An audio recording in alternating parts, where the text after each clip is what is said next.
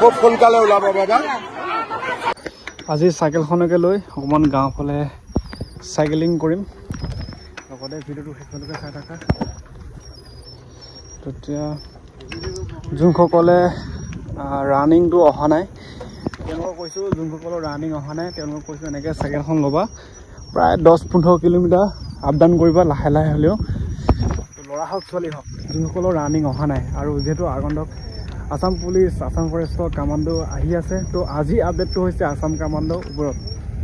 তো চাইকেল মাৰি মাৰি মানে পেডেল মাৰি মাৰি গাঁও পৰিৱেশটো দেখাম। লগতে আসাম কামাণ্ডো আগন্তুক যিহেতু আহিব, যোৱাকালি মৰিগাঁও মিকিভেটা মানে চৰাইবাহীত CM ছাৰ আহিছিলে, তাত সুধিছিলে যে মামা কামাণ্ডো পোষ্ট লাগে, তো কামাণ্ডো লাগে বুলি ক'লে অতি সোনকালে আসাম কামাণ্ডো ভেকেঞ্চি দিম বুলি ক'লে।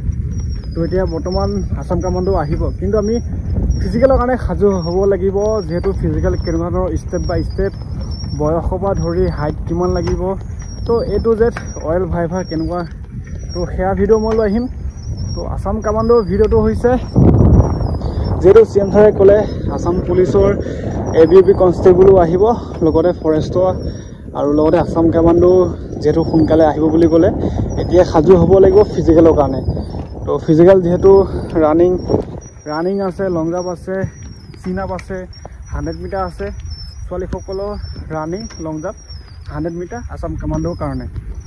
তো তেওঁলোকে এতিয়া ফিজিকেল টেষ্টত এটা ভাল মাৰ্ক পালে এক্সাম দিবলৈ মাতিব, এক্সামত ভাল নম্বৰ পালে ভাইভা দিবলৈ মাতিব, ড্ৰাইভাৰসকলৰ স্কিল টেষ্ট দিবলৈ মাতিব, তেনেকুৱা ধৰণৰ কথা। আৰু তাৰপিছত ফাইনেল মেৰিট লিষ্ট প্ৰকাশ পাব। তো new vacancy, new recruitment Assam commando অতি কম দিনৰ ভিতৰতে আহিবলৈ গৈ আছে। তোমালোকে সাজু হৈ থাকা আৰু মোৰ লগত জড়িত হৈ থাকিবা। চেনেলটো যদি প্ৰথম চাইছা তো ছাবস্ক্ৰাইবটো কৰি দিবা, এই ধৰণৰ আপডেটবোৰ পাই থাকিবা।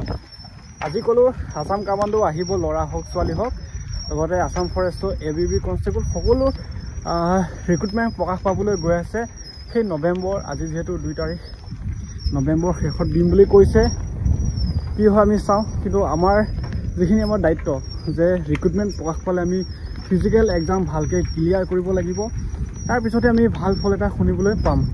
তো সেইটো কাৰণে প্ৰেক্টিচ কৰিব লাগিব। তো আহিলোঁ গাঁও ফালে এপাক ঘূৰিম। তো এনেকুৱা ধৰণৰ পৰিৱেশ। তো এতিয়া যোনসকলে ৱেইট কৰি আছে, তো ভাল খবৰ আহি আছে।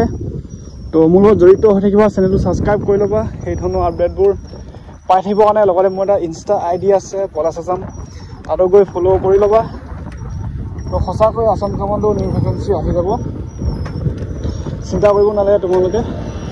আৰু লগতে ফিজিকেলৰ কাৰণে সাজু হ'ব লাগিব, যিহেতু কাট অফ বহুত বেছি যায়গৈ। তো তাৰ কাট অফৰ ওপৰত ডিছকাছ কৰিম, লগতে ভাইভা টেষ্ট কেনেকুৱা কি হয় তাৰ মানে ওপৰত ডিছকাছ কৰিম। তো ভিডিঅ'টো ইমান বেছি দীঘল নকৰোঁ, ইয়াতে শেষ কৰিলোঁ।